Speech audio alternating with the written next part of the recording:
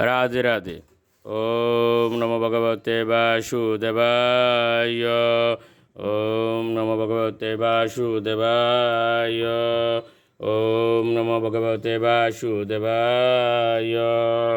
শ্রীমদ্ ভাগবত তৃতীয় স্কন্দ স্থানম সৃষ্টির স্থিতি সপ্তবিংশতি অধ্যায় জরা প্রকৃতির উপলব্ধি। শ্লোক 11।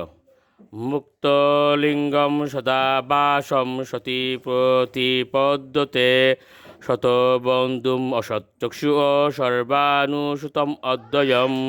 অনুবাদ: অদক্ষজ এবং অহংকারেও প্রতিবিম্বরূপে প্রকাশিত পরমেশ্বর ভগবানকে মুক্ত জীব উপলব্ধি করতে পারেন। তিনি জড় কারণের আশ্রয় এবং তিনি সব কিছুতে প্রবিষ্ট হয়েছেন। তিনি এক এবং অদ্বিতীয় পরম তত্ত্ব এবং তিনি মায়ার চক্ষু।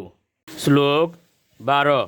ইয়তা জলস্থ আবাস স্থলস্তেনাবদৃশ্যতে সাবাসেন তথা সূর্য জলস্তেন দিবি স্থিতঃ।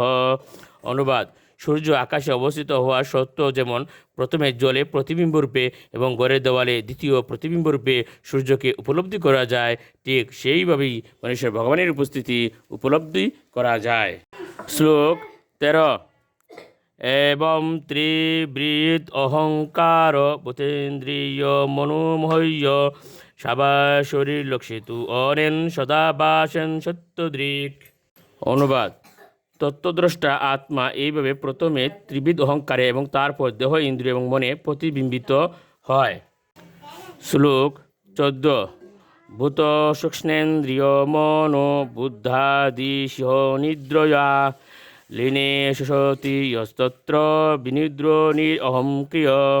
অনুবাদ: যদিও মনে হয় যে ভক্ত পঞ্চভূতে ভোগের বিষয়ে জড় ইন্দ্রিয় এবং মন ও বুদ্ধিতে লীন হয়ে রয়েছেন, তবুও বুঝতে হবে যে তিনি জাগ্রত এবং অহংকার থেকে মুক্ত।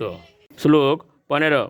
মন্যমানস্তদা আত্মানম অনষ্টু নষ্টবৎমৃষা নষ্টে অহংকরণে দ্রষ্টা নষ্ট বৃত্ত ইবাতুর। অনুবাদ: জীব দ্রষ্টারূপে স্পষ্টভাবে তার অস্তিত্ব উপলব্ধি করতে পারে, কিন্তু গভীর নিদ্রার সময় তার অহংকার দূর হয়ে যাওয়ার ফলে সে ভ্রান্তভাবে মনে করে যে সে নষ্ট হয়ে গেছে।